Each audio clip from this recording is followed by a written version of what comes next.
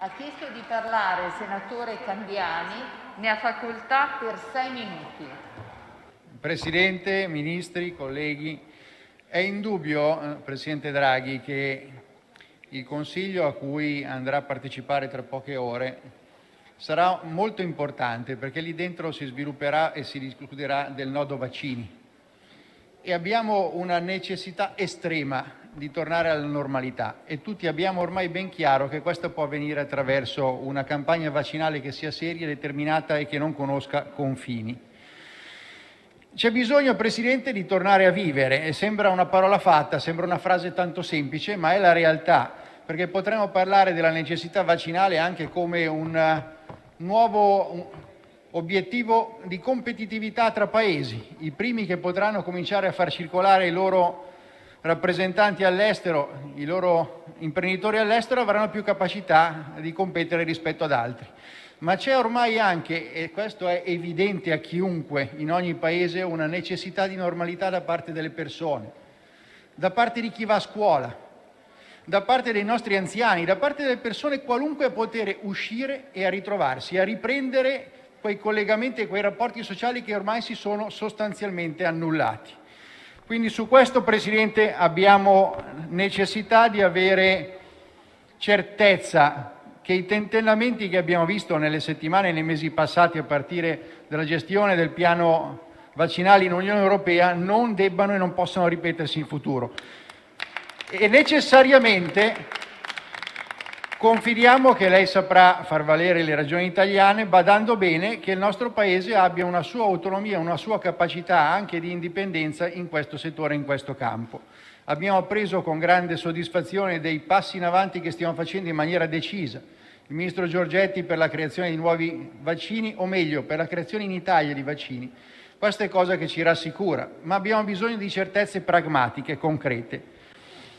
Vede, Presidente, le comunicazioni odierne che lei ha fatto saranno sottoposte poi a una votazione qui in Senato con una risoluzione, con delle risoluzioni sulle quali il Governo dovrà impegnarsi. Noi crediamo fermamente che questo non sarà solo un esercizio di retorica, perché la politica, che purtroppo anche in un recente passato ha dato troppo spesso esempio di poca credibilità e affidabilità, ha bisogno invece di ritrovare nel mantenere gli impegni, nella capacità che deve dimostrare questo Governo di prendere gli impegni e di portarli fino in fondo, un punto di riscossa e una capacità di crescita anche nell'opinione pubblica e nei cittadini. Abbiamo bisogno di risorse, Presidente. In sede europea deve essere chiaro: le regole del gioco che ci hanno impedito anche in questi anni di crescere vanno cambiate. Dovremo prendere nuovo debito per sostenere le nostre imprese, per sostenere gli artigiani, i commercianti, i bar, i ristoratori, tutti coloro che oggi sono chiusi e non hanno trovato ristoro o sostegno. Prenderemo questo nuovo debito. Noi siamo qui per dare con la massima determinazione supporto al suo Governo quando ci chiederà di prendere nuovo debito, ma occorre che con altrettanta determinazione lei in sede europea inizi chiaramente a far capire che le regole che hanno condizionato il bilancio nazionale, il bilancio dell'Italia, dopo questa pandemia dovranno essere riviste, perché è indubbio che pensare di ritornare alle regole pre-Covid per la gestione dei bilanci, che siano quelli dei comuni o che sia quello dello Stato, sarà impossibile, e quindi occorre, come chiediamo negli impegni inseriti nella risoluzione, una seria coscienza di questo fatto e iniziare a rivedere i trattati e a rivedere soprattutto le regole di gestione dei bilanci.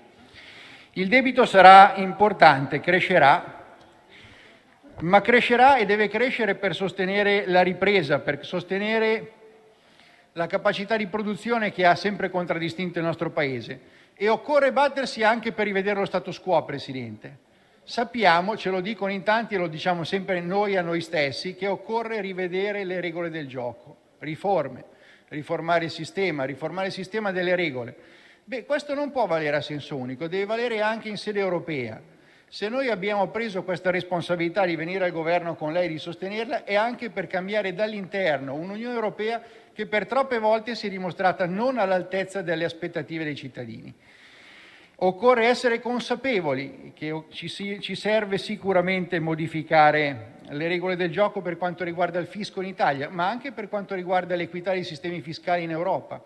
Occorre certamente che siano riviste le regole di governance all'interno dell'Unione Europea, perché non debba solo apparire, ma ci debba essere la certezza che un Paese non può mettere in scacco gli altri, fosse anche come è accaduto nelle scorse settimane con la gestione dei vaccini.